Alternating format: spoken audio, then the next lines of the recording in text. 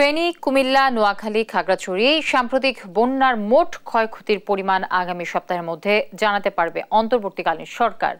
দুপুরে নিজ মন্ত্রণালয়ে এ কথা জানান দুর্যোগ ব্যবস্থাপনা ও ত্রাণ উপদেষ্টা ফারুকী আজম। তিনি জানান, স্থানীয় পর্যায়ে সমন্বয় করার জন্য কেন্দ্রীয় কমিটি গঠন করা হয়েছে এই মন্ত্রণালয়ের নেতৃত্বে। ক্ষয়ক্ষতি নিরূপণে সমন্বয়ক সহ সর্বস্তরের প্রতিনিধি নিয়ে মঙ্গলবার বৈঠক করা হবে বলেও জানান এই উপদেষ্টা। এসব উপদেষ্টা বলেন, মুক্তিযোদ্ধা কোটার সরকারি এবং আধা সরকারি প্রতিষ্ঠানে কর্মরত কর্মচারীদের তালিকা প্রস্তুত করা হচ্ছে।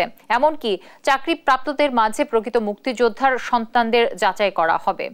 জানান, ৩,৭০০-র মতো মামলা ঝুলে আছে এবং মুক্তিযোদ্ধাদের তালিকা রিভিউ করা হবে।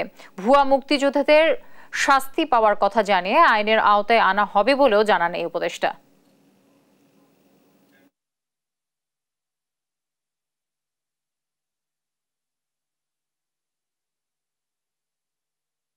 সরকারি অ্যাসেসমেন্ট বিগত বন্যা এখনো সম্পন্ন হয় না। এটা